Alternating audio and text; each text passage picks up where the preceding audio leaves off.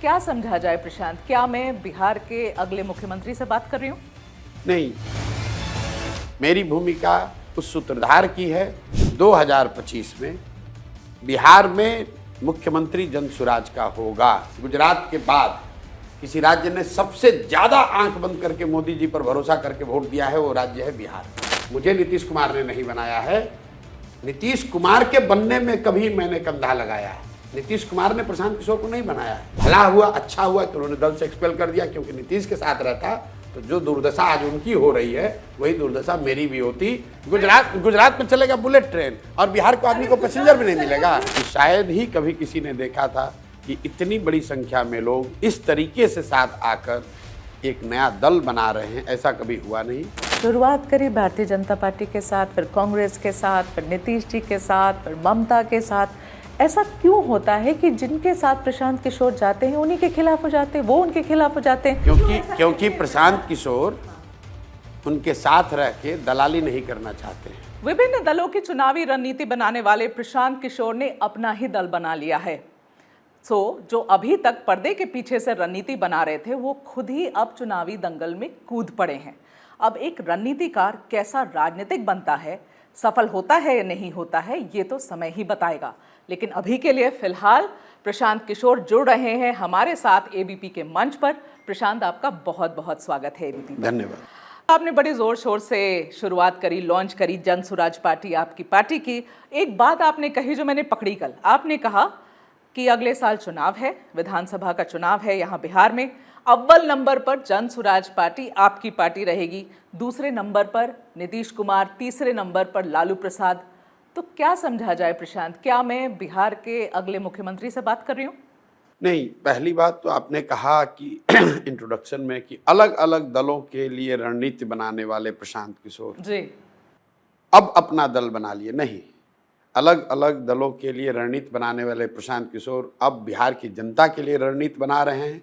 और जो रणनीति का नतीजा है उसका पहला पड़ाव है जनसुराज दल, जिसमें बिहार के 1 करोड़ से ज़्यादा लोग पिछले 2 वर्ष में, जिन्होंने इस परिकल्पना को, इस विचार को, इस प्रयास को देखा, समझा और उसके बाद इससे जुड़कर एक नया दल, एक नया विकल्प बनाने का संकल्प लिया, ताकि बिहार में जो हम लोगों की स्थिति है, जो पिछड़ापन है, गरीबी है, बदहाली है, इससे निकला जा सके, अपने बच्चों के लिए बेहतर भविष्य बनाया जा सके।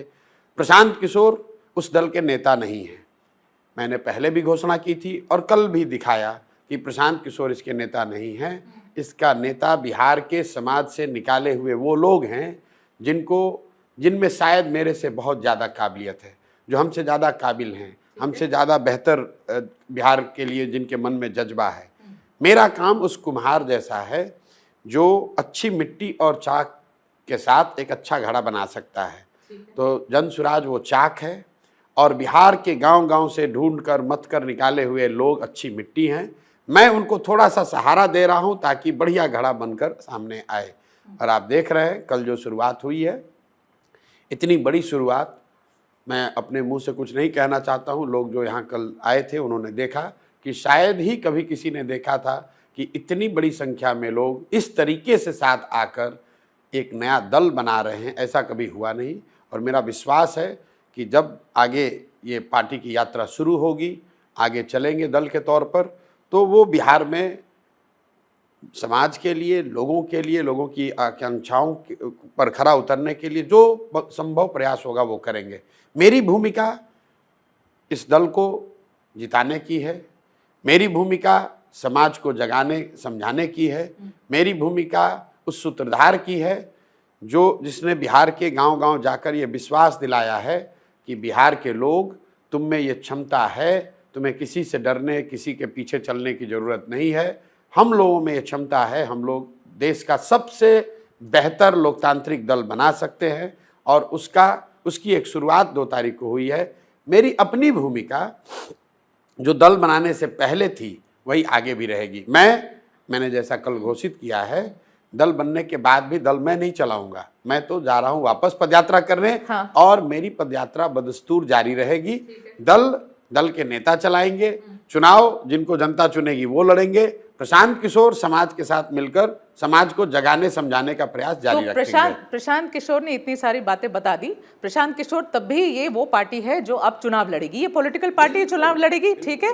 प्रशांत किशोर कहीं से भी नहीं लड़ेंगे, क्या आप कंफर्म करते हैं अगले इलेक्शन में प्रशांत किशोर इलेक्शन नहीं लड़ेंगे? बिल्कुल ये कंफर्म कर सकते हैं, अनलेस की पूरी पार्टी ऐसा समझती है कि कोई ऐसा सीट है जिसको सिर्फ मैं ही जीत सकता हूं या मैं ही लड़के उसको। अनलेस जोड़ा है आपने? हाँ, मैं वो कह रहा हूँ। तो ऑप्शन खुला रखते हैं प्रशांत किशोर? मैं दल के ऊपर नहीं हूँ, ठीक है। दल के अगर सारे साथी समझते हैं कि कोई एक ऐसी सीट है जिसको मुझे ही लड़ना चाहिए, दल जो आदेश करेगा वो करेंगे। तो ऐसा आप अभी कंफर्म नहीं करेंगे कि आप ये चुनाव नहीं लड़ जहां रहे तक मेरी समझ है, मैं चुनाव नहीं लड़ना चाहता हूं। जहां तक मैं देख पा रहा हूं, मैं चुनाव नहीं लड़ूंगा। लेकिन अगर ऐसी कोई परिस्थिति बन गई जहां दल का इंटरेस्ट, बिहार के बच्चों का इंटरेस्ट सामने आता है, तो मेरा ईगो, मेरी बातें बिहार के बच्चों के इंटरेस्ट से ज्यादा नहीं तब आप है। चुनाव मेरा लड़ेंगे। स्वाभिमान बिहार के स्वाभिमान से बड़ा नहीं है। प्रशांत किशोर जी, आपका दल चुनाव लड़ेगा? मेरा दल नहीं है ये जन सुराज, यही तो इसकी खूबी है। प्रशांत किशोर का दल नहीं है, ये किसी व्यक्ति का दल नहीं है, किसी एक परिवार, किसी एक जाति का दल नहीं है। ये बिहार के आप उन सूत्रधार हैं। नहीं, बिहार के उन सारे लोगों का दल है जो 30-35 साल से बिहार में एक नए विकल्प, एक नए बेहतर दल की अपेक्षा और आशा में बैठे हुए थे। उन्होंने मिलकर बनाया है, मेरी भी एक उसमें बहुत बड़ी भूमिका है।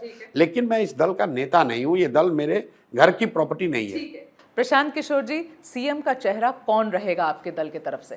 क्या आप रहेंगे? जो पत्रकार हैं उनको इतनी जल्दी है, 2020 का जमाना है।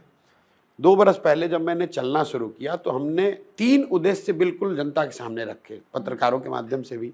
दल का पहला उद्देश्य ये है कि अभियान का, कि बिहार के गांव-गांव में जाकर लोगों को ये बताया जाए कि भाई तुमने विचारधारा के आधार पर वोट दिया, तुमने जाति धर्म के नाम पर वोट दिया, तुमने नेताओं का चेहरा देखकर वोट दिया, तुमने मंदिर मस्जिद नाली गली के लिए वोट दिया, 5 किलो अनाज के लिए वोट दिया, बिजली पानी सड़क के लिए वोट दिया, लेकिन तुमने कभी अपने बच्चों के पढ़ाई रोजगार के लिए वोट नहीं दिया।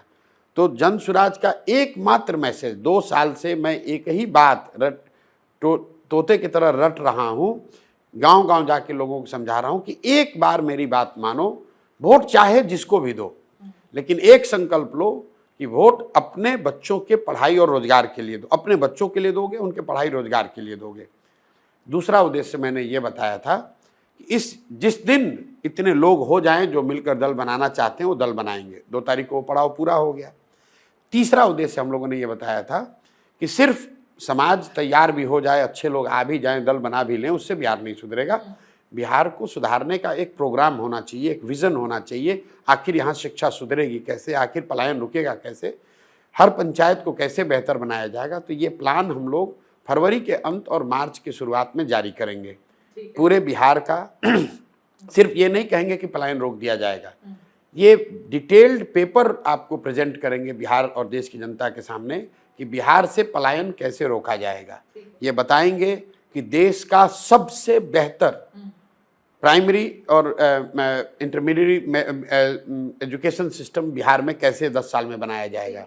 ये बताएंगे कि बिहार के हर पंचायत, 8,500 यहाँ पंचायत है, अलग अलग हर पंचायत की योजना जारी करेंगे ताकि आप पटना में हो या गांव में, बिहार में आप बैठ के ये देख पाएंगे कि आपके पंचायत के लिए जन सुराज ने क्या योजना बनाई है। आपके पंचायत में 3 बातें, कैसे आपके बच्चों के लिए बेहतर पढ़ाई होगी, आपके पंचायत में 800 से 1200 नए रोजगार के अवसर कैसे पैदा किए जाएंगे, और आपके पंचायत में जो खेती होती है उसको खाने वाली खेती से कमाने वाली खेती कैसे बनाया जाएगा। ये हर पंचायत का बनाकर, इसी आप पहले बात समझिए, ठीक ही नहीं है, इसको बनाने में ही 2.5 साल लगाए हैं। ठीक है, लोग 2 महीने 4 महीने में पूरा देश पैदल चल देते हैं जी। मैं 2.5 बरस में सिर्फ आधा बिहार पैदल चला हूँ। राहुल गांधी के बारे में कह रहे हैं आप? नहीं, मैं किसी की बात नहीं कर रहा, लोग यात्राएं करते ही हैं। नीतीश कुमार जी बिहार की यात्रा की, 1 महीना में पूरा यात्रा कर लिया। तेजस्वी यादव अभी यात्राएं कर रहे थे, 3 दिन में पूरा करके दुबई भी चले गए छुट्टी मनाने। मैं 2.5 साल से पैदल चल रहा हूँ। मैं कहना ये चाह रहा हूँ, ये समय इसलिए लग रहा है कि सिर्फ हम लोग पैदल नहीं चल रहे हैं, वहाँ की स्थिति को समझ रहे हैं, वहाँ के लोगों से मिल रहे हैं, मैं उसी गांव में रहता हूँ, वहाँ का प्रोग्राम बनवाता हूँ, और जब वो बन जाता है तभी आगे बढ़ते हैं। तो ये दूसरा स्टेप, तीसरा स्टेप होगा। एक बार लोग समझ गए, अच्छे लोग आकर ने दल बना लिया, और दल के पास एक अच्छा कार्यक्रम हो, तीनों जब साथ में होगा, उसके बाद लोग उम्मीदवारों का चयन करेंगे, चुनाव होगा, जन स्वराज जीत कर आएगा, तो जो चुन कर आएगा वो तय कर लेगा कि कौन मुख्यमंत्री बनेगा। मैंने एक सवाल पूछा, आपने मुझे पूरा उद्देश्य 5 मिनट समझाया, ठीक है, मैं समझ गई, मगर मुख्यमंत्री कौन होगा, क्या उसके ऊपर कोई भी अभी तक बातचीत आप लोग की नहीं हुई? और मुख्यमंत्री मैं आपको बता दे रहा हूं, मुख्यमंत्री जन स्वराज का होगा। आप रहेंगे? सुन तो लीजिए, मुख्यमंत्री जन स्वराज का होगा, मेरे से लिख के ले लीजिए। आप रहेंगे क्या? आप चेहरा होंगे? सुन तो लीजिए भाई, 2025 में बिहार में मुख्यमंत्री जन स्वराज का होगा। अगर नहीं होगा तो आप प्रशांत किशोर की गर्दन पकड़िएगा कि भाई आपने झूठ बोला था, गलत बोला था। मुख्यमंत्री जन स्वराज का होगा। कौन होगा इसका चयन जो जीते हुए उम्मीदवार आएंगे एमएलए, वो चुनकर बताएंगे कौन होगा। ओके, आप कल अपने मंच पर आप लॉन्च कर रहे हैं अपनी पार्टी पर, आपने ऐसी ऐसी कुछ कुछ बातें कही हैं जो सब ने नोटिस करी। आपने कहा कि भाई अगला इलेक्शन आ रहा है और ये जो चारों पार्टियां हैं, कांग्रेस है, बीजेपी है, आरजेडी है, जेडीयू है, सबका बोरिया बिस्तर बांध देंगे हम। आपने ये कहा सबका बोरिया बिस्तर बांध देंगे, सबको घर पे बिठा देंगे। तो भाई कुछ लोग ऐसा कह रहे हैं कि प्रशांत किशोर को तो अभी शुरू हुए 2 दिन भी नहीं हुए हैं, ये इसको कैसे, मतलब ये कॉन्फिडेंस है, ओवर कॉन्फिडेंस है क्या, कैसे रीड किया जाए इसको? देखिए, पहले बात तो ये शब्द जो शब्द आप यूज कर रहे हैं, ये शब्द मेरे नहीं है, लेकिन बोरिया बिस्तर बांधेंगे आपके शब्द में लिखा है सुनकर। मैं बता रहा हूँ। हाँ। मैंने ये कहा है कि निश्चित तौर पर बिहार की जनता इन दोनों ही एनडीए और आरजेडी लेड अलायंस से ऊब चुकी है। वो नया विकल्प, बिहार में बदलाव चाहती है। बात जन स्वराज की नहीं है। आप बिहार में जाइए, मैं जो पिछले 2-2.5 साल से मैंने अनुभव किया है, 2/3 से ज़्यादा जनता बिहार में नया विकल्प, नया दल चाहते हैं। 2/3 से ज़्यादा जनता ऐसा चाहती है। जरूरी नहीं है कि हर आदमी जन स्वराज चाहता है, लेकिन बदलाव सब चाहते हैं। और अगर बदलाव चाहते हैं तो जो दल अभी हैं, अगर 2/3 जनता बदलाव चाह रही है तो उनका बोरिया बिस्तर तो बंधेगा ही बंधेगा।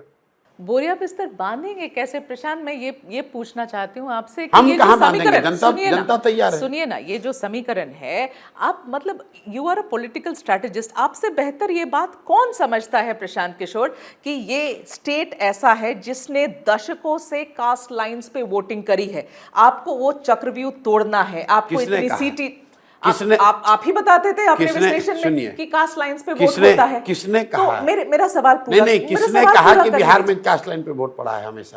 हमेशा से कास्ट लाइन पे वोट ये आपका असेसमेंट है। अच्छा ठीक है, आप मुझे सवाल पूरा करने दीजिए। अगर आप बताइए, आपके पास जवाब तो होगा ही इसमें, आपका समीकरण क्या है? आपका वोटर कौन है? अभी मैं बता दे रहा हूँ कौन है आपका वोटर कौन है। पहले बात तो आप जैसे पत्रकार जो बिहार के हैं, इसके बावजूद आप लोगों ने बिहार के प्रति ऐसा पूर्वाग्रह बना रखा है कि भाई बिहार में हर व्यक्ति, जो आपने कहा उस पर कायम रही है कि बिहार में सिर्फ जाति पर ही लोग वोट देते हैं। मोस्टली तो यही होता है। ठीक है, ये आपने ऐसा कहा। हाँ। तो पहला तो आप पूर्वाग्रह मैं इसलिए बता रहा हूं कि आप पत्रकार होने के नाते मुझे बता दीजिए कि क्या कर्नाटक में लिंगायत, वोक्का लिग्गा जात के आधार पर वोट नहीं कर रहे हैं? हाँ, बिल्कुल कर रहे हैं। क्या आंध्र प्रदेश में कम्मा, रेड्डी जात के आधार पर वोट नहीं कर रहे हैं? एक मिनट रुक जाइए, बात तो पूरा करने दीजिए। कि बिहार में नहीं। अरे आप सुन तो लो भाई, इतना घबराहट में आप लोग हो। नहीं, बोलिए। आप क्या गुजरात में पटेल और क्षत्रिय अपने कास्ट लाइन पर वोट नहीं कर रहे हैं? उन राज्यों में तो आप ये नहीं कहते हैं कि हर आदमी जात पर ही वोट दे रहा है, वहां तो आप कह रहे हैं विकास के लिए वोट हो रहा है। अब आ जाइए बिहार पर। हाँ। आपने कहा कि बिहार में हर आदमी जात पर वोट देता है। बिहार में 14 के बाद, मैं बहुत लंबा एग्जाम्पल नहीं दूंगा, 2014 के बाद पिछले 10 वर्षों में भाजपा को, मोदी को बहुत बड़ा वोट मिला है। बहुत बड़ी संख्या में, लोकसभा में तो 30 से ज़्यादा एमपी उन लोगों के जीत कर आ रहे हैं। अब आप ये बताइए कि मोदी जी के जाति के कितने लोग बिहार में रहते हैं? आपने कहा है, बात से फिरिएगा मत, कि बिहार का हर आदमी जाति पर ही वोट देता है।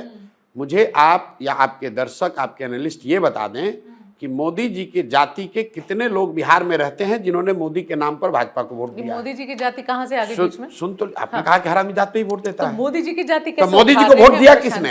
मोदी जी को वोट क्या तमिलनाडु के लोगों ने मैं आके दे आपको दिया? पूछ रही आप हूँ, रुकिए, सुनिए, नहीं, सुनिए। आप देखिए, मैं निकलने नहीं दूंगा इससे। अच्छा, ठीक। इसलिए नहीं निकलने दूंगा कि ये पत्रकारों ने अपना ये पेशा बना लिया है कि बिहार के लोगों को गाली देना, कि गाली बिहार कहाँ दे इसलिए रहे? पिछड़ा है कि सब जात पर वोट देता है। गाली तो नहीं बिल्कुल दे ये रही गाली हूं, है। मैं तो एक फैक्ट स्टेट कर रही हूं। नहीं, ये फैक्ट मैंने पूछा आप प्रशांत, फैक्ट आप मिस रिप्रेजेंट कर रही हैं। प्रशांत, मैं मैंने उसका क्या- जवाब दे रहा अच्छा, हूं, ठीक है, दीजिए। मैं उसका जवाब दे रहा दीजिए, हूं दीजिए। कि भाजपा को वोट पड़ा है, उनके 30 से ज्यादा सांसद जीत कर आए हैं। जी, तो ज्यादातर लोग कह रहे हैं कि नहीं, भाजपा को नहीं, मोदी जी को वोट पड़ा है, मोदी जी के नाम पर वोट पड़ा ठीक है। है। तो क्या मोदी जी के जाति के लोग बिहार में रहते हैं? और अगर नहीं रहते हैं तो किसी दूसरे जाति के लोग ने उनको वोट दिया है। आप दूसरा एग्जाम्पल ले लीजिए, लालू जी का अभी आप समीकरण की बात करती हैं, MY, हाँ, तो M मतलब मुस्लिम, यहाँ जो 18% मुसलमान है, क्या वो लालू जी की जाति का है? पर वो वो क्यों- वहीं कर क्यों कास्ट करता लाइन्स है? का मतलब थोड़ी होता है कि नेता जिस जाति का उसी जाति पर अच्छा, दे। तो कास्ट लाइन का मतलब MY क्या होता है? अब MY जब उनका कॉम्बिनेशन MY है ना उनके साथ। अच्छा है, मुसलमान तो ये पूरा आपको ही मालूम उनके है? साथ, आपको यादव मालूम थोड़ा है ये? छिटका है। आपको ये मालूम है? मैं आपसे अभी सवाल- यहाँ पर अभी आपको पूर्णिया में रुपौली में एक विधानसभा का उपचुनाव हुआ है। वहां पर आरजेडी के उम्मीदवार थे, एनडीए के उम्मीदवार थे और एक इंडिपेंडेंट उम्मीदवार थे जिनको हम लोगों ने थोड़ी पीछे से मदद करी होगी ठीक है। शायद। आरजेडी के उम्मीदवार की जाति के उस विधानसभा में रुपौली में 40,000 लोग रहते हैं, बीमा भारती के। 15,000 वहां पर यादव हैं और 45,000 वहां मुसलमान हैं। जी, टोटल आरजेडी को वोट आया 30,000। आरजेडी तीसरे नंबर पर रही। ठीक है। एनडीए का, जदयू का, जिसको आप लोग अति पिछड़ा का नीतीश कुमार को जैसे ठेकेदार बताते हैं, इनका वहां अति पिछड़ा समाज का कैंडिडेट लड़ा। उस विधानसभा क्षेत्र में 1,10,000 से ज्यादा अति पिछड़ा समाज के लोग रहते ठीक हैं। है। उसको वोट आया 50-55,000। ठीक है। जीता कौन? जिस समाज का आदमी वहां जीता है, राजपूत समाज का, उस समाज के सिर्फ 8,000 लोग वहां रहते हैं। ठीक है। तो आप ये कह रहे हैं कि अगर रुपौली की जनता, बिहार की हर जनता सिर्फ जात पर ही वोट दे रही है, तो रुपौली में क्या लुधियाना के लोग आकर वोट दिए ठीक हैं? है, you made your point, alright, understood, point taken. My देखिए, आप बात समझिए। प्रशांत, माय क्वेश्चन जाति जो, आपका वोटर अरे आप चिंता, आप क्यों चिंता में हमारे वोटर के लिए पड़े हो भाई? चिंता में नहीं पड़ी, पूछ रही हूँ। एक तो जिन पत्रकारों को, जिन एनालिस्ट को बिहार की राजनीति की सही समझ है नहीं, उन्होंने एक अपना दिमाग में फॉर्मूला बनाया है कि बिहार ऐसे ही वोट करता है और उसी को चलाए जा रहे हैं। ठीक है। मेरे भाई, आप ये बता दीजिए कि जब यहाँ पर मुसलमान वोट करता है लालू जी को, 18% बिहार की जनता, हाँ। मुस्लिम जनता अगर वोट करती है लालू जी को, तो जात के आधार पर नहीं करती है, वो भाजपा के डर से लालू को वोट करती है।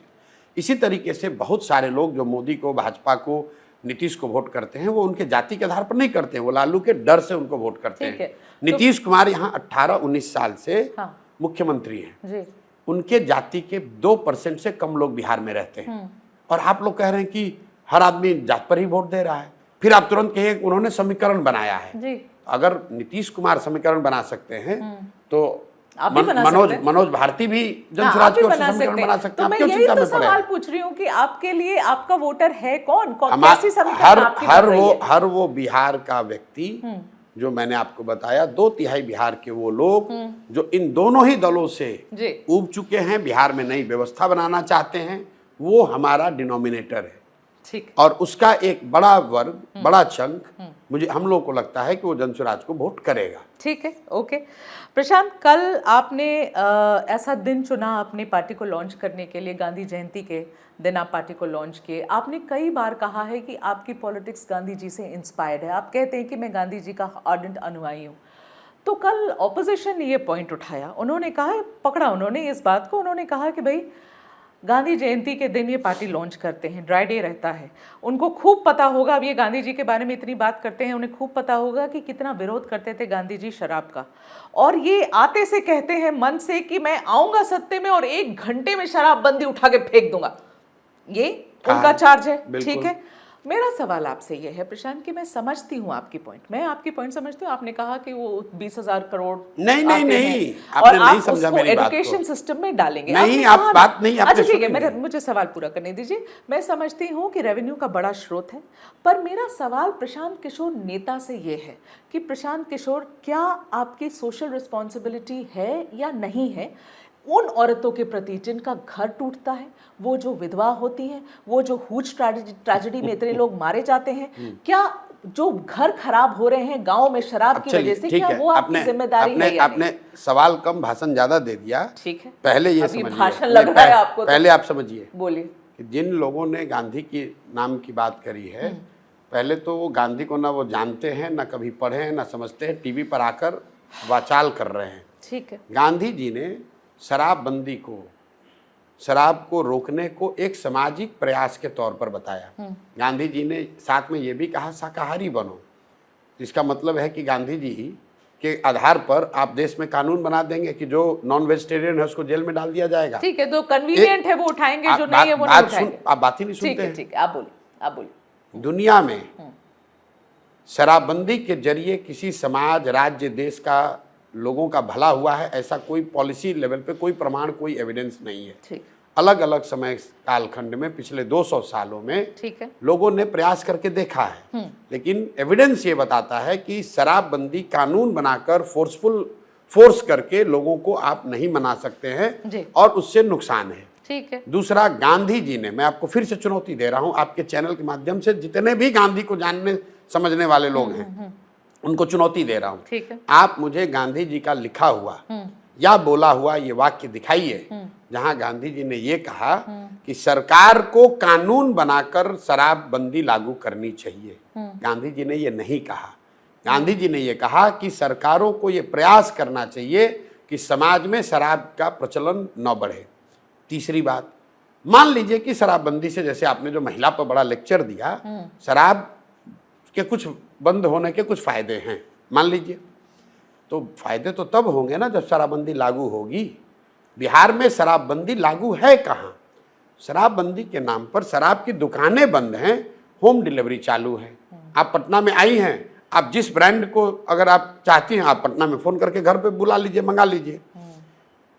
हो क्या रहा है? दुकानें बंद हो गई और घर घर शराब माफिया ने होम डिलीवरी चालू कर दी। बदले में और 20,000 करोड़ का राज्य का नुकसान होने लगा। बिहार जैसे गरीब राज्य को 20,000 करोड़ का रेवेन्यू का हर साल नुकसान हो रहा है, और ये पैसा जा कहाँ रहा है? ये पैसा जा रहा है शराब माफिया के पास, भ्रष्ट अफसरों के पास, नेताओं के पास। और शराबबंदी लागू भी नहीं है। आपने कहा महिलाओं को बड़ा कष्ट हो गया, ये हो गया। शराबबंदी जब से बिहार में लागू हुई है, 8,50,000 से ज्यादा उसमें केस रजिस्टर हुए हैं। 6,36,000 से ज्यादा केसेस में कॉग्निजेंस लिया गया है, और 1,23,000 से ज्यादा लोग आज भी जेल में बंद हैं। जरा आप अपने रिसर्च टीम को बोलिए, आंकड़े निकलवाइए कि जो 1,23,000 आज भी अंडर ट्रायल हैं या ट्रायल भी नहीं शुरू हुआ, ये किस जाति, किस समुदाय, किस वर्ग के लोग हैं? ज्यादातर लोग गरीब हैं, पिछड़े हैं, दलित हैं, जिनको कोई बेल कराने वाला नहीं है, जिनका कोर्ट लड़ने वाला नहीं है। और उन गांवों में जब उनके घरों में आप जाते हैं तो महिलाएं चीख चीख कर कह रही हैं कि हमारे हस्बैंड को, हमारे बच्चे को, हमारे भाई को पकड़ कर ले गए, और जो कुछ भी घर में बचा हुआ था वो भी बेचकर अब हम लोग थाना में दौड़ रहे हैं, कोर्ट में का चक्कर लगा रहे हैं। जन सुराज क्या कह रहा है कि भाई जब शराबबंदी लागू करा ही नहीं पा रहे हो तो इस ढकोसला कानून को हटाएंगे, रेगुलेटेड शराब बिके, और शराब के बिकने से जो रेवेन्यू आए वो नेताओं के बंगले पर खर्च ना हो, वो हम नेताओं की सुरक्षा और तामझाम पर खर्च ना हो, सड़क बिजली पानी के लिए भी ना खर्च हो। बिहार में जो भी पैसा शराब के बिक्री से आए, वो पैसा सिर्फ और सिर्फ बिहार में बच्चों की शिक्षा के लिए खर्च किया जाए। हम लोगों का जो अपना हम लोग मॉडल विजन बना रहे हैं, इसमें बिहार में अगर देश की सबसे अच्छी शिक्षा व्यवस्था बनानी है तो बिहार में अगले 10 साल में एडिशनल करीब करीब 5 लाख करोड़ रुपए की जरूरत पड़ेगी। 5 लाख करोड़ रुपया अगर हम लोग सिर्फ और सिर्फ शिक्षा पे खर्च करेंगे तो बिहार के हर प्रखंड में कम से कम 4 से 5 नेतरहाट या उससे बेहतर विद्यालय बनाए जा सकते हैं। ये 5 लाख करोड़ रुपया आएगा कैसे? शराबबंदी हटाएंगे और हर साल जो 20,000 करोड़ रुपया मिलना है, इसको अगले 20 साल के इनकम को सिक्योरिटाइज करके उस पैसे को रेज किया जाएगा, और उस पैसे को 15 साल से कम उम्र के बच्चों के पढ़ाई पर खर्च करेंगे। बिल्कुल विजन साफ है। अब अगर किसी ये सब सुनने के बाद भी अगर कोई वोट नहीं देना चाहता, न दे, लेकिन मैं बिहार के बच्चों की पढ़ाई की मुझे चिंता है। मैं शराबबंदी के बहस में पढ़ना नहीं चाहता हूं, और मैं सिर्फ ये झूठी बात नहीं कहना चाहता हूं कि शिक्षा सुधार दूंगा। कैसे सुधार दोगे?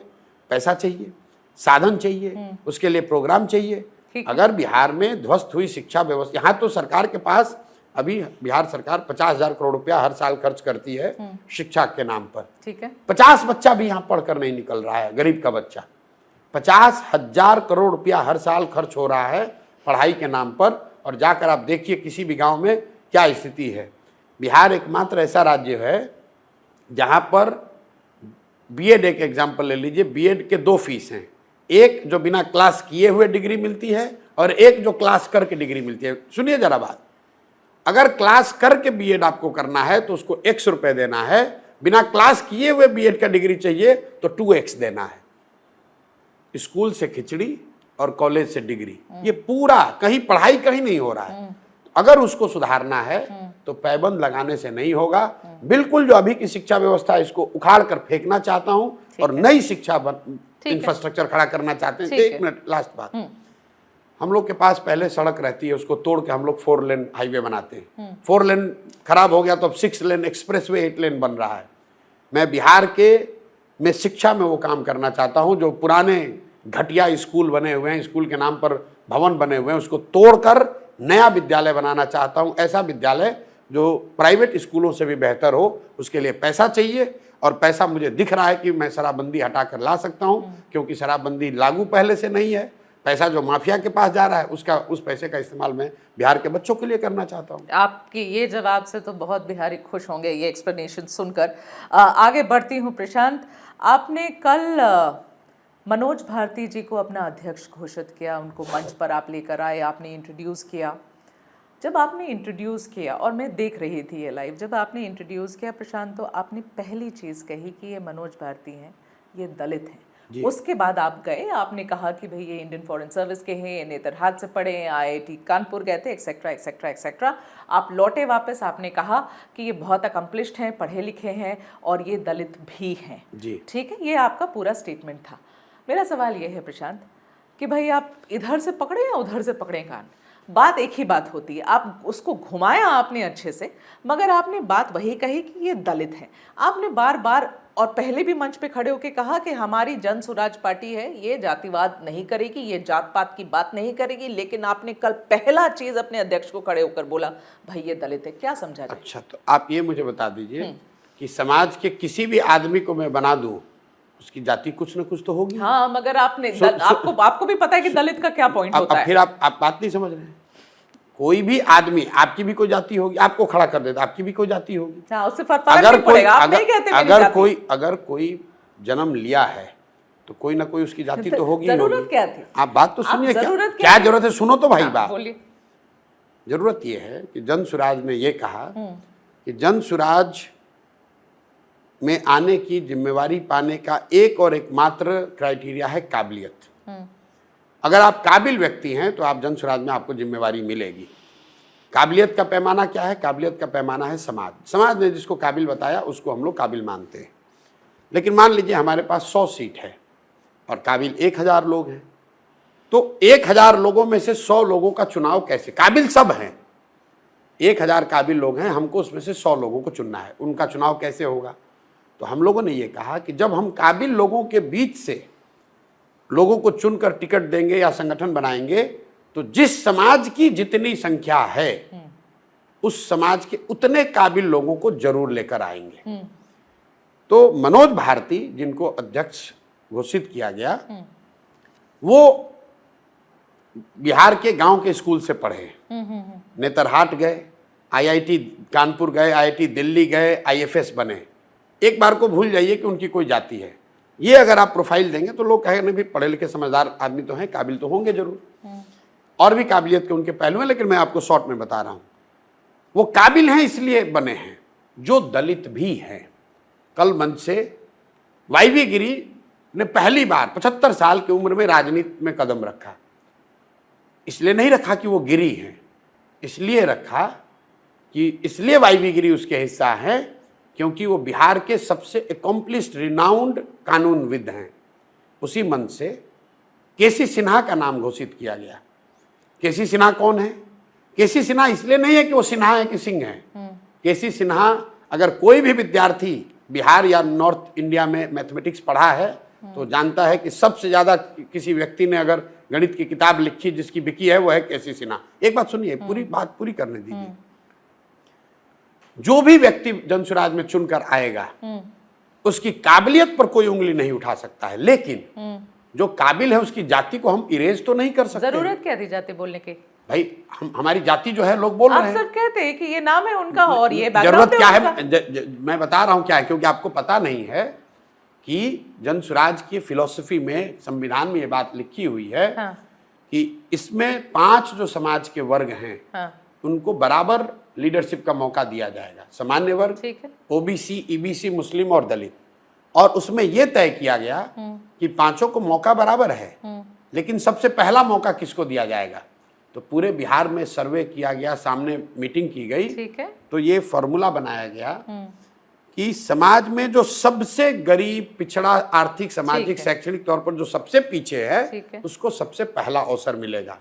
तो मैं जनता को, बिहार के लोगों को जो मैंने वादा किया था उसको पूरा किया कि दलित समाज का ही कोई आदमी इसका लीडर बनेगा, लेकिन इसलिए नहीं बनेगा कि वो दलित समाज का है, इसलिए बनेगा कि वो सबसे काबिल व्यक्ति है जो दलित भी है। ये बात मैंने कही।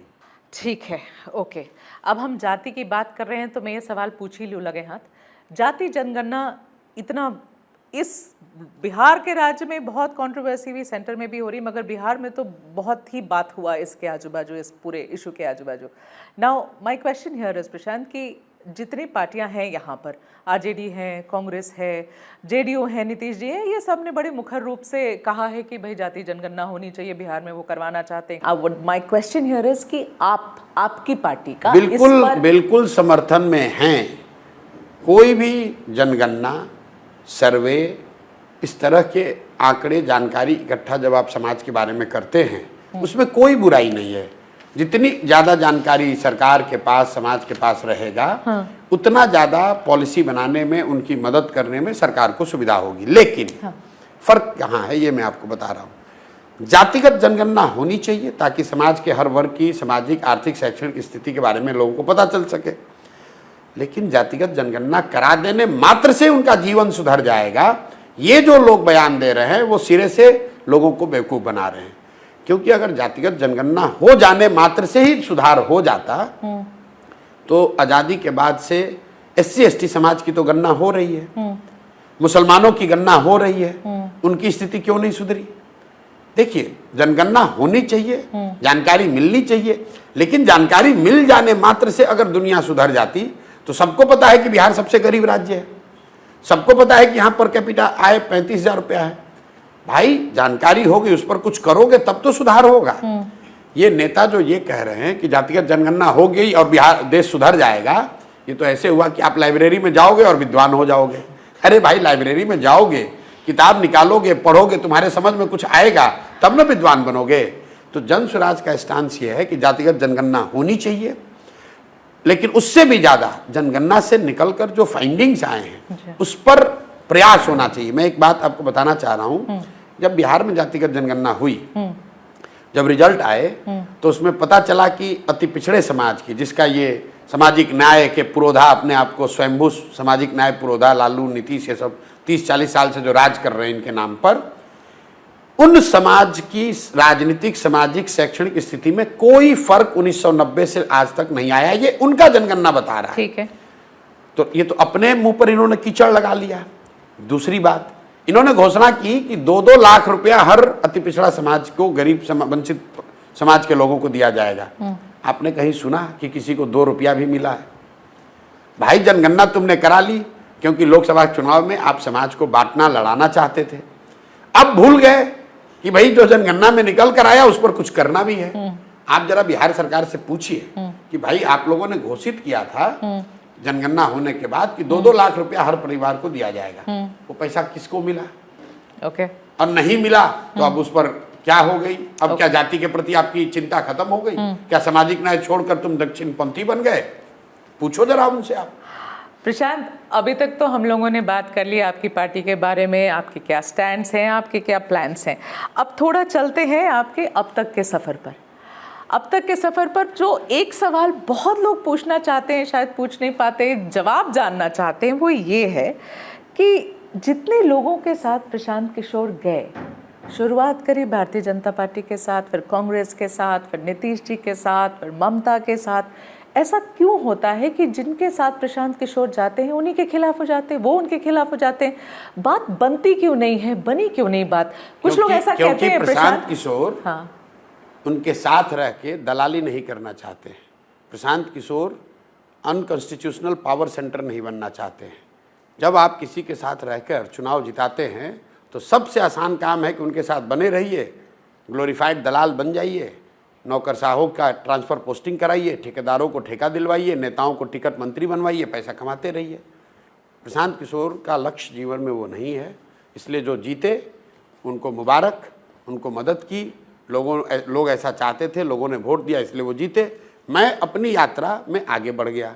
ये उनका काम है कि वो जीते, जिन बातों पर वो जीते हैं उस पर वो आगे कायम रहें। अगर कायम रहेंगे तो लोग उनको फिर चुन कर लाएंगे, कायम नहीं रहेंगे तो जनता उनको हराएगी। मैं अपनी यात्रा में आगे बढ़ गया। मेरा पैसे से या पद से कोई लस्ट है नहीं कि वहाँ ही पर रहूँ। अब ममता बनर्जी जीत गई, अब जगन मोहन रेड्डी जीत गए, अब मैं यहाँ आंध्रा में बैठूँ और पैसा कमाऊँ, सरकार चलाऊँ, मेरी उसमें कोई दिलचस्पी नहीं है। मैं उस समय जो मैंने उचित समझा वो किया। संभव है कि आपको अच्छा लगे, संभव आपको अच्छा ना लगे, वो किया। जब वो जीत कर आ गए तो उसके बाद संवैधानिक जिम्मेवारी उनकी है सरकार चलाने की।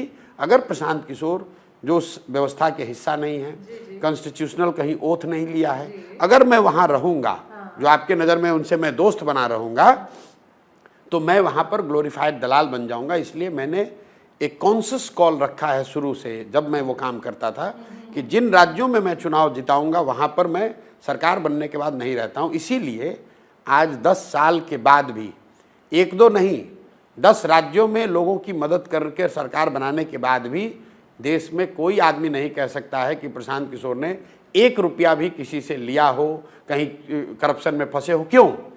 क्योंकि मैं इस चक्कर में पड़ता ही नहीं हूँ। हम सरस्वती के उपासक हैं, अपने दिमाग का खाते हैं, सारी जो मेहनत करते हैं, जो ऊपर वाले ने बुद्धि दी है उस बुद्धि का खाते हैं। हम दलाली नहीं करते हैं और न दलाल बनना चाहते हैं। आप कह रही है कि मेरा उनसे संबंध नहीं है। ज़्यादातर लोग तो मुझे दोष ये देते हैं कि मेरे सबसे संबंध बहुत मधुर हैं। बिटरनेस हो गई। कहाँ, किससे बिटरनेस हो गई, आप बता दो। तो ठीक है, आप ही बताइए फिर। मेरे तो किसी से बिटरनेस नहीं आपने है। पूछा मुझसे कि कहाँ बिटरनेस हो गई, बताइए। तो प्रशांत जी, यहाँ नीतीश जी के साथ तो इतना अच्छा बनता था, आपको प्रैक्टिकली आप नंबर 2 थे, वहां बन चुके थे आपको। उन्होंने इतनी बड़ी कितनी अच्छी बात है, इतनी बड़ी पद दी, हुआ क्या वहां? सुनिए, कितनी अच्छी बात है कि आपने खुद अपने मुंह से स्वीकार कर लिया कि दूसरों की बात छोड़िए, नीतीश कुमार ने तो पब्लिकली मुझे नंबर 2 अपना उत्तराधिकारी लिटरली बोल दिया, बना ही दिया था। उसके बाद भी तो छोड़ दिया, क्या हुआ? अरे सुन तो लो। हाँ। प्रशांत किशोर ने छोड़ दिया। हाँ। तो अगर मुझे, आप तो खुद मेरी बात को सब्सटेंशिएट कर रहे हैं कि अगर मुझे पद का लालच होता, अगर मुझे सत्ता में बने रहना होता। ये बात घुमा रहे आप। अरे सुनो तो बात, क्यों छोड़ा सुनो तो। बताइए। छोड़ा नीतीश कुमार को कब? जब नीतीश कुमार ने पार्टी के बैठक में यह तय किया कि सीए एनआरसी पर हम लोग सीए एनआरसी के विरोध में हम लोग रहेंगे, और मुझे नंबर 2 बनाने के बाद पार्टी का निर्णय बदलकर सीए एनआरसी के पक्ष में वोट किया। तो हम चुप रहने वाले हैं नहीं। मैंने सवाल उनको उठाया कि जब पार्टी में तय हुआ था कि सीए एनआरसी में हम लोग विरोध में रहेंगे, तो आपने मुसलमानों के हित का ध्यान न रखकर, संविधान की बात को ध्यान में न रखकर, दल के आइडियोलॉजिकल पोजीशन को ध्यान में न रखकर वोट क्यों कराया? नीतीश कुमार का जवाब क्या था कि भाई हम लोगों ने पार्लियामेंट में वोट, एमपी लोगों ने कर दिया, हमको तो पता ही नहीं चला, बिहार में हम लोग इसको लागू नहीं करेंगे, आप कह दीजिए। तो मैंने कहा कि भाई ये आदमी के साथ अब नहीं रहना है। उसी नाम पर मुझे दल से एक्सपेल किया उन्होंने, और भला हुआ, अच्छा हुआ कि उन्होंने दल से एक्सपेल कर दिया, क्योंकि नीतीश के साथ रहता तो जो दुर्दशा आज उनकी हो रही है वही दुर्दशा मेरी भी होती, जिसकी कोई क्रेडिबिलिटी नहीं बची है। कभी लालटेन पकड़ के ये आदमी लटकता है, कभी कमल के फूल पर बैठता है। नीतीश कुमार की आज देश में छवि क्या है? पलटूरा, जिसने कुर्सी पर बैठा दिया उसी का हो लिए। तो इसलिए उस आदमी को छोड़ दिया। तो आप बताइए, आज के ज़माने में कोई मुखिया का पद नहीं छोड़ता है, कोई मिनिस्टर एडवाइजर का पद नहीं छोड़ता है। हम डिजिग्नेटेड नंबर 2 बिहार का पद छोड़ कर गए हैं। तो ये अच्छी बात है, मेरी क्वालिटी है कि मेरी खराबी है? अच्छा है ये, तो ये बात आपने बता दी। अरे आपने बताया नहीं, आपने बात बताई कि क्यों, क्या हुआ अंदर। नहीं, मैं अंदर की बात नहीं है, ये तो पब्लिकली मेरा, जो बिहार के पत्रकार हैं वो आपको बताएंगे। पब्लिकली 10 दिन हमने ट्वीट किया, टीवी पे बयान चला, नीतीश आपसे- कुमार ने हाँ, बैठक बुलाई और मुझे बाकायदा पार्टी से एक्सपेल किया। गया तो अब और ये सिर्फ तो यही पब्लिक की बात बात हो है। अब अंदर और भी बातें हो सकती थी, हमें कोई क्या बात पता था। अंदर कोई बात नहीं है। हाँ। बात इतनी है कि सीए एनआरसी पर जी। नीतीश कुमार ने अपना स्टांस बदला, वो मुझे मंजूर नहीं था। सामान्यतः दलों में लोग अगर किसी नेता की नीति से सहमत नहीं भी होते हैं तो बने रहते हैं। मेरा वो स्वभाव नहीं है। मैंने दल छोड़, मैं उनको बोला कि भाई आप, उन्होंने कहा चुप हो जाइए, बिहार में लागू नहीं करेंगे। मैंने कहा नहीं चुप होऊंगा, तो उन्होंने कहा मैं दल से निकाल दूं। मैंने निकालना है निकाल दो। नीतीश कुमार ने मुझे नहीं बनाया है। आप एक बात समझिए, ये जो दल से नीतीश ने निकाला, तो नीतीश, ये नेता सब दल को से किसी को निकालते हैं, सोचते हैं कि हमारा बनाया हुआ आदमी है। मुझे नीतीश कुमार ने नहीं बनाया है। नीतीश कुमार के बनने में कभी मैंने कंधा लगाया है। नीतीश कुमार ने प्रशांत किशोर को नहीं बनाया है। प्रशांत किशोर अपने दम पर बने हैं, जो भी हैं, हम बहुत छोटे हैं लेकिन अपने दम पर हैं। नीतीश के भरोसे के कृपा पात्र से नहीं है। जब नीतीश की लुटिया डूब गई थी, जब राजनीति से करीब करीब उनका खात्मा हो गया था, पार्टी यहाँ खत्म हो गई थी, तब प्रशांत किशोर ने कंधा लगाया था और कोई उन पर एहसान नहीं किया था।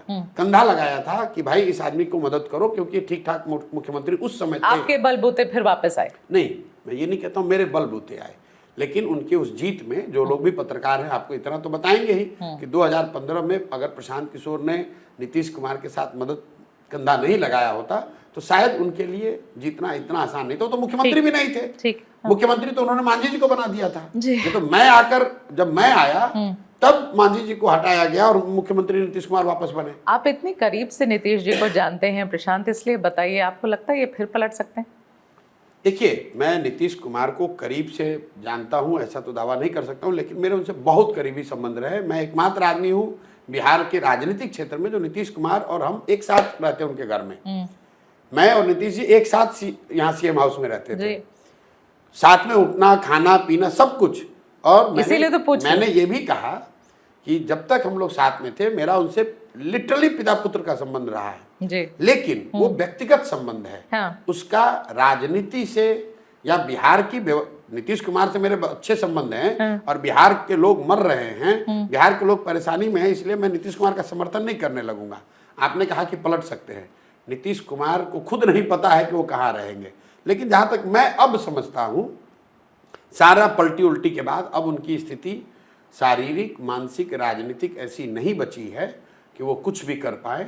अब 1-1.5 साल का समय बचा हुआ है, 1 साल का समय किसी भी तरह मुख्यमंत्री बने हुए हैं। और मुख्यमंत्री भी क्या है, नाम के मुख्यमंत्री हैं। पिछले 2 महीना से मुख्यमंत्री रहते हुए उन्होंने एक पब्लिक स्टेटमेंट किसी भी फोरम पर नहीं जारी किया है। बिहार को 4 रिटायर्ड ऑफिसर्स, मैं अंडरलाइन कर रहा हूं, रिटायर्ड ब्यूरोक्रेट्स जो उनके सलाहकार हैं और जिनका विशुद्ध फोकस सिर्फ ये है कि नीतीश कुमार के प्रति उनकी प्रतिबद्धता है, ना वो सिस्टम के प्रति प्रतिबद्ध हैं, ना जनता के प्रति प्रतिबद्ध हैं। 4 ब्यूरोक्रेट हैं जो उनके सलाहकार हैं, वही चला रहे हैं।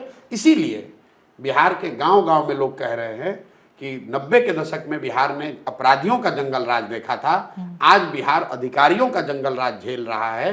और इसके लिए यही व्यवस्था जिम्मेवार है, जिसमें मुख्यमंत्री लिटरली कुछ नहीं कर रहे हैं। उनके 4 जो ब्यूरोक्रेट सलाहकार हैं, अगर वो ब्यूरोक्रेट भी होते तो मान लेते, ये सब रिटायर्ड हो गए हैं और फिर सलाहकार बनकर नीतीश के साथ बैठे हुए हैं। अच्छा। और पूरे राज्य को ये चला रहे हैं।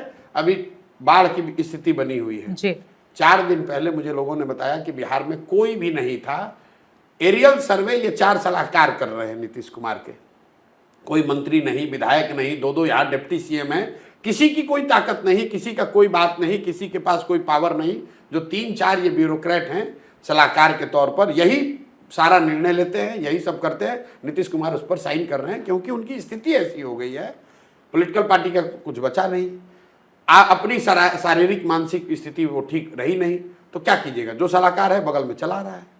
प्रशांत जी, हम अज्यूम करते हैं कि अगले इलेक्शन में अगर मान लीजिए अच्छी सीटें आपको आती है, आप तो कहते हैं कि आप जीत जाएंगे, मगर मैं एज अ पॉलिटिकल जर्नलिस्ट आपसे ये सवाल कर रही हूँ कि अगर आप किंग मेकर पोजीशन में रहते हैं अगले इलेक्शन के बाद, तो प्रशांत किशोर की पार्टी किसके साथ जाना पसंद करेगी? क्या Congress, BJP, RJD, JDU? Prashant Kishor को सबसे ज़्यादा पसंद कौन है? आपने कहा कि अगर आप किंग मेकर की भूमिका में आ जाएं, हाँ। मैं आपको कैमरे पर कह रहा हूँ, पहले भी कह दिया, कई लोगों को, अगर जनसुराज को 130-35 सीट भी आए तो भी प्रशांत किशोर उसको अपने जीवन की बहुत बड़ी हार मानेंगे। मैंने सुना आपकी सुनिए ये बात स्टेटमेंट। को। हाँ मेरी जो सोच है, मेरी जो समझ है, हाँ। मैं ऐसा समझता हूं कि जनसुराज के इस प्रयास से जो रिजल्ट आएगा, या तो हम लोग अर्श पे रहेंगे या फर्श पे रहेंगे। अच्छा। या तो इन सारे प्रयास के बावजूद बिहार की जनता इसे नकार देगी, हाँ। उसको ये बात समझ में नहीं आएगी, उसका भरोसा नहीं बनेगा, तो हम लोग को 2-4 सीट भी नहीं आप आएगा। बीच में नहीं रहेंगे, मैं बता रहा हूँ, हम लोग को 2-4 सीट भी नहीं आएगा। ठीक है। लेकिन अगर जनता को बात समझ में आ गई तो कोई समीकरण, कोई इतिहास, कोई भूगोल नहीं बचेगा। इतनी सीट आएगी कि आप लोग अचंभित हो जाएंगे। और आप देखिएगा, 1 साल इंतजार कीजिए। 2 बरस पहले आप जैसे बड़े पत्रकार ये कह रहे, भाई ये कौन आदमी है, पैदल चलने से बिहार में क्या होता है। आज आप ही लोग कह रहे हैं, आपकी व्यक्तिगत बात नहीं कर रहे हैं, आज वही पत्रकार कह रहे हैं कि भाई पटना में इतनी बड़ी संख्या में इस तरह के लोग, इस तरह की बैठक पार्टी बनाने के लिए आज तक हुई ही नहीं है। तो आप थोड़ा समय दीजिए, अभी 12-15 महीने बाकी हैं। ये प्रशांत किशोर की ताकत नहीं है। आप लोग बिहार के लोगों की राजनीतिक सामाजिक समझ पर क्वेश्चन कर रहे हैं। ठीक है। चूंकि ये गरीब राज्य है तो लोगों ने ये बना लिया है कि ये तो इन लोगों को कुछ समझ मेरा भी राज्य है प्रशांत जी, मेरा आपका भी राज्य है। लेकिन देखिए, क्या देखूं मैं? मजबूर देखिए स्थिति। आप भी ऐसा मान रहे हैं कि बिहार के लोग ऐसे बेवकूफ हैं? नहीं मान कि रहे। नहीं, अब सुनिए, बिल्कुल नहीं मानती हूं मैं। वो गरीबी में नहीं, आप क्या कह रहे हैं प्रशांत जी? इतनी तो कहीं नहीं है, और मैं हमेशा कहती हूँ। लेकिन आप क्या कह रहे हैं कि बिहार के लोग गरीबी में रहना पसंद करेंगे, अपने बच्चों को अनपढ़ रखेंगे, नहीं कहा लेकिन वो अच्छा विकल्प नहीं चुनेंगे, ही तो आप लोग कह रहे हैं। बिल्कुल नहीं कह रही हूँ, ये जबरदस्ती मेरे मुंह में डाल रहे हैं आप। मगर अच्छा चलिए, मैं तो आपसे जो सवाल पूछ रही थी उसका जवाब तो आपने आराम से उसको इग्नोर कर दिया, कहीं और चले गए कि आप किसके साथ जाएंगे। किसी जरूरत ही नहीं। हाँ ठीक है, जरूरत नहीं है। चलिए, जब और अगर बहुमत से कम सीट आया तो बिल्कुल विपक्ष में बैठेंगे 5 वर्ष प्रशांत। पर किसी के साथ जाएंगे नहीं, असंभव। मैं फिर से पैदल चलूंगा, असंभव रखूंगी इंटरव्यू में, बिल्कुल 4 बार असंभव। इम्पॉसिबल, इम्पॉसिबल, असंभव, किसी के साथ नहीं, असंभव। ठीक। प्रशांत किशोर जी, आपने अमित शाह जी, नरेंद्र मोदी जी, इन सब के साथ काम किया, राहुल गांधी वगैरह वगैरह, you seen them really closely. आज की जनरेशन के जो नेता बड़े हो रहे हैं, तेजस्वी हैं, चिराग हैं, आदित्य हैं, ये सब हैं, इनके बारे में क्या ख्याल रखते हैं आप? कोई ख्याल नहीं रखते। हमारा ये काम नहीं है ख्याल जनता को रखना है कि उनकी क्या छवि है। मैं क्यों ख्याल रखूं किसी के बारे में? भाई मुझे ख्याल रखना है बिहार की जनता। उनके साथ आपकी भी पॉलिटिक्स चलेगी अब?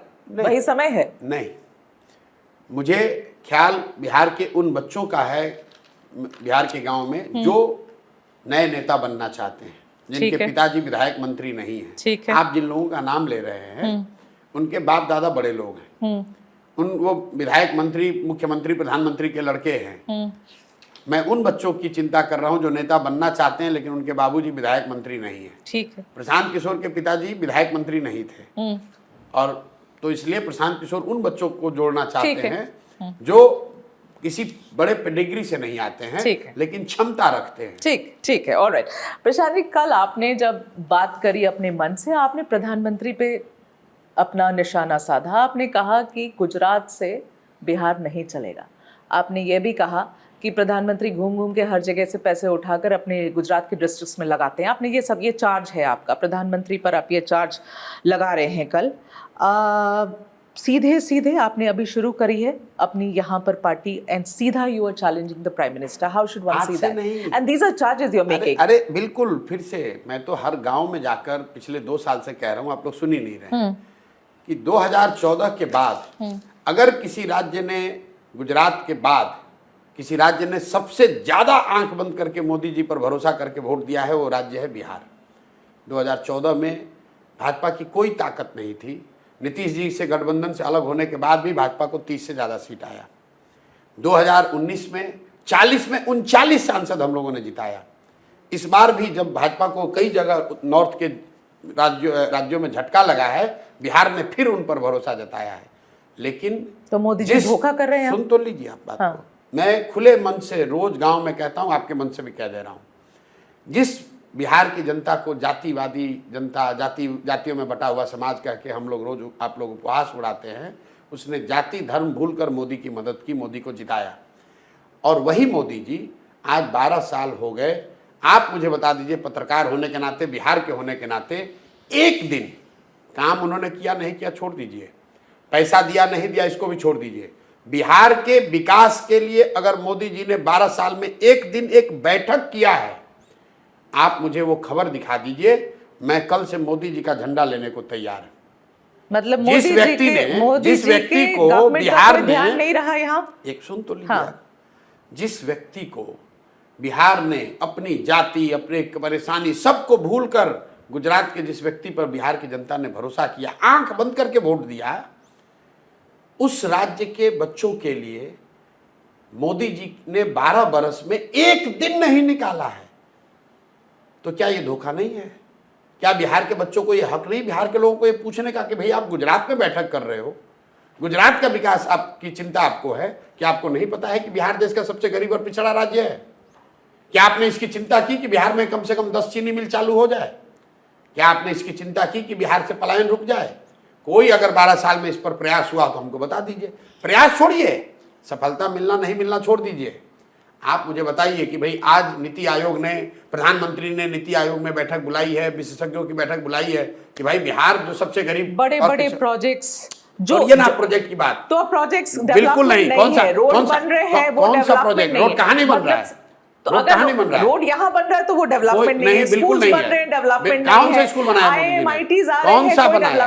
कहाँ बनाया? मतलब आप कह रहे हैं कि 12 साल में कोई डेवलपमेंट मैं कह रहा तरफ से कुछ नहीं हुआ है। बिल्कुल मोदी जी ने, केंद्र सरकार ने बिहार के विकास के लिए कुछ भी नहीं किया। मैं कह रहा हूँ बैठक नहीं किया, आप कह रहे किया। आप कह रहे रोड बना। अरे भाई, आपको अगर रोड बनाना है, ईस्ट और वेस्ट को आपको लिंक कर रहे हैं, ईस्ट वेस्ट कॉरिडोर बन रहा है, तो क्या बिहार को आप इरेज कर दीजिएगा? बिहार के थ्रू ही तो रोड जाएगी। अगर आप गोल्डन क्वाड्रेंटल बनाएंगे तो बिहार उसमें आएगा ना भाई, उसमें कोई बिहार पे एहसान थोड़ी ना कर रहे हैं। मतलब बिहार स्पेसिफिक कुछ भी नहीं हुआ। अरे मैं आपसे पूछ तो रहा हूं भाई, आप क्या एहसान कर रहे हैं? अगर आप गुजरात से सिलीगुड़ी रोड बनाइएगा तो बिहार को हवा में नहीं ना उड़ के चले जाइएगा। ये कोई बिहार पे एहसान कर रहे हैं आप? मतलब हम लोग यहाँ, हमारे यहाँ से अगर रोड जा रही है तो केंद्र सरकार एहसान कर रही है हम लोग पर। देखिए, हमारे पास लिस्ट तो नहीं है कि उन्होंने क्या क्या किया है, लेकिन पिछले इतने साल में हर स्टेट पर ध्यान दिया गया है। सुन तो लो आप मेरी बात। लिस्ट नहीं है आपके पास। मैंने आपको तो लिस्ट उसकी बात ही नहीं कि मैंने आपको सीधा अच्छा आसान सवाल दिया था। आप पत्रकार हैं, आप एबीपी को बोलिए कि 12 बरस में एक बैठक हमको खाली दिखा दो आप, जो बिहार के विकास के लिए उन्होंने बैठक किया था कि भाई बिहार जो देश का सबसे गरीब और पिछड़ा राज्य है, वहां पर शिक्षा के लिए, पलायन के लिए, इंडस्ट्रियलाइजेशन के लिए, शहरीकरण के लिए मोदी जी ने एक्सक्लूसिवली लगा रहे बिहार के लिए। बिल्कुल, अगर बिहार के लिए, अरे भाई तो बिहार की परेशानी है। आप मोदी जी तमिलनाडु गए, मोदी जी बुलेट ट्रेन गुजरात में चला रहे हैं और आप कह रहे हैं कि हमने इल्जाम लगाया। क्या इल्जाम लगाया? 1 लाख करोड़ रुपया, 1 लाख करोड़ रुपया जब बुलेट ट्रेन जो बन रहा है, आपको भी पता है 1 लाख करोड़ रुपया सरकार ने कर्ज लिया है। कर्ज गुजरात तो नहीं पे करेगा, भारत के लोग पे करेंगे। वो कर्ज भारत सरकार ले रही है। 1 लाख करोड़ रुपया लगाकर बुलेट ट्रेन बनाया जा रहा है ताकि अहमदाबाद से बॉम्बे तक बुलेट ट्रेन चले। अच्छी बात है, देश का विकास होना चाहिए। पहले से अहमदाबाद से गुजरात जाने के लिए सैकड़ों ट्रेनें हैं, बस है, फ्लाइट है। वहां पर लोगों को 1 लाख करोड़ रुपया आप लोन लेकर बुलेट ट्रेन बना रहे हैं। बुलेट ट्रेन और बिहार के लोगों को आप पैसेंजर भी नहीं दीजिएगा। हम लोग का इतना भी हक नहीं है। और अगर मैं ये बात उठा रहा हूं तो हम मोदी जी पे इल्जाम लगा रहे हैं। 1 लाख करोड़ रुपया अगर आप लोन लिए, सुनिए, नहीं, ये भारतीय जनता पार्टी को आपको जवाब देना, मुझे थोड़ी देना है। नहीं, सुन तो लीजिए। आपने कहा करे मोदी जी पे इल्जाम लगा रहे हैं। 1 लाख, मैं बिना फैक्ट की बात नहीं करता हूं। 1 लाख करोड़ रुपया, मैं सिर्फ एक प्रोजेक्ट की बात कर रहा हूं। 1 लाख करोड़ रुपया अगर आपने 30 साल या 50 साल या 60 साल के लिए लोन ले लिया जापान से बुलेट ट्रेन बनाने के लिए, ट्रेन बना गुजरात में, लेकिन लोन तो भारत के हर लोगों पर आएगा। तेरा बिहार की, पूरे देश की आबादी में 10% बिहार के भी लोग हैं, तो 10,000 करोड़ रुपया लोन तो हम लोग पर भी हो गया। आप काफी चालाकी से ये बात को रख रहे हैं सामने, बट ये मेरे जवाब देने की बात नहीं है। ये आपकी हम लोग गांव में ये कह रहे हैं, हम लोग गांव में ये कह रहे हैं कि गुजरात में चलेगा बुलेट। गुजरात में चलेगा बुलेट ट्रेन और बिहार को अरे आदमी को गुजरात पैसेंजर में भी नहीं चलेगा मिलेगा। बुलेट ट्रेन में आपको इतना दर्द हो रहा है, सिर्फ गुजरात से बॉम्बे ही जा रहा है क्योंकि वो सबसे ज्यादा वहां पर लोग मिलेंगे बुलेट ट्रेन को यूज करने वाले, उनकी ट्रैफिक इतनी हैवी है, इसीलिए वो वहां पे ट्रेन चल रहा है। अरे आप क्या बात कर रहे हैं प्रशांत, छोड़िए ये मेरे जवाब देने की बात नहीं है। रुकिए, आपको अभी आपको पूरा आपको गलत साबित करता हूं। बट अब चलिए सुनिए, नहीं रुकिए, दर्शकों को बेवकूफ मत बनाइए। अहमदाबाद से मुंबई का फ्लाइट टिकट का एवरेज निकाल लीजिए और पटना से दिल्ली का फ्लाइट टिकट का एवरेज निकाल लीजिए। पटना दिल्ली 21 फ्लाइट चलती है डेली। एवरेज जो सीट का कॉस्ट है, जो रिकवरी यहाँ हो रहा है, वो अहमदाबाद से बॉम्बे के मुकाबले दुगना है। आप क्या बात करते हैं, ऐसे जबरदस्ती आप कह रही हैं। ठीक है, ये आपकी लड़ाई बीजेपी के साथ है, मेरी साथ नहीं है। और सुनिए, मतलब बिहार के लोग 21 फ्लाइटों में पैसा देकर जा रहे हैं दिल्ली। प्रशांत मेरी बात तो आप यहाँ बुलेट ट्रेन बना, हम ये नहीं कह रहे हैं बुलेट ट्रेन यहाँ बनना चाहिए। मैं तो ये कह रहा हूँ उनको बुलेट ट्रेन दे रहा हूँ, एक ही जगह बन रहा, हर जगह नहीं बन रहा, तो हर राज्य को प्रॉब्लम होनी चाहिए थी यहाँ पर। बिल्कुल होगा, क्यों नहीं होगा, होनी चाहिए। क्यों नहीं होगा? प्रशांत, मैं वोट हम लोग देंगे और हमारे नाम पे कर्जा लेंगे, डेवलपमेंट विकास। प्रशांत, मैं ये इंटरव्यू रैप अप करना चाहती हूँ, मगर आपकी पहचान अभी तक एक पॉलिटिकल स्ट्रैटेजिस्ट की रही है प्रशांत, इसलिए ये इंटरव्यू में वो 2 सवाल के बगैर नहीं खत्म कर सकती हूँ। और मेरा अभी हम इलेक्शन सीजन में चल रहे हैं, Haryana, Jharkhand and very important Maharashtra. The political strategist Prashant Kishor, what's your prediction? I'm dead. I don't know. Oh, come on, you don't know. I'm buried in the bushes of Bihar. How would I know what is happening in Haryana? And I don't want to know what is happening in Haryana. वही तो पहचान थी आपके, ऐसा छोड़ देंगे आप? बिल्कुल, आपको बिल्कुल आइडिया नहीं है क्या हो रहा है? कोई इंटरेस्ट नहीं है, बिल्कुल इंटरेस्ट नहीं है, पता ही नहीं है। अच्छा, नथिंग एट ऑल, आप कुछ नहीं बोलना चाहते हैं? मुझे पता ही नहीं है, क्या बोलूंगा? जो पता है उस पर एकदम डंके चोट पर बोलूंगा। अच्छा ठीक है, आप मोदी जी के साथ बहुत क्लोजली काम किए हैं प्रशांत, और आपने उनके और उनके पूरे टीम को देखा है। You have seen everybody around him. 2029 में जब नेक्स्ट इलेक्शंस होंगे, by the time he would have cross 75, we don't know whether he will stand again और नॉट। भारतीय जनता पार्टी में किसे देखते हैं as the replacement of Narendra Modi? मैं नहीं जानता हूं कि कौन व्यक्ति रिप्लेसमेंट होगा, इतना मैं जरूर जानता हूं कि जो कोई भी मोदी जी को रिप्लेस करेगा वो इनसे ज्यादा हार्डलाइनर होगा। आपको ऐसा लगता है? आइडियोलॉजिकली इनसे ज्यादा हार्डलाइनर होगा, ऐसा मुझे लगता है, ऐसा नहीं है। उसका एक बेसिस है। अगर आप बीजेपी के लीडरशिप की ट्रेजेक्ट्री को पिछले 25 साल में देखेंगे तो पहले वाजपेयी जी थे और आडवाणी जी हार्डलाइनर फेस थे, फिर आडवाणी जी और मोदी हुए तो आडवाणी जी सॉफ्ट दिखने लगे, मोदी ज्यादा हार्डलाइनर दिखने लगे। फिर उसके बाद की जो लाइन है, अमित शाह है, योगी है। एक नाम आपके दिमाग में नहीं आता? नहीं, मैं क्या, आइडियोलॉजिकली और जो समझ में आ रहा है कि जो भी होगा इनसे ज्यादा हार्डलाइनर। कोई नाम बताएंगे? मुझे नहीं मालूम। ध्यान आता है अगर आपको कुछ?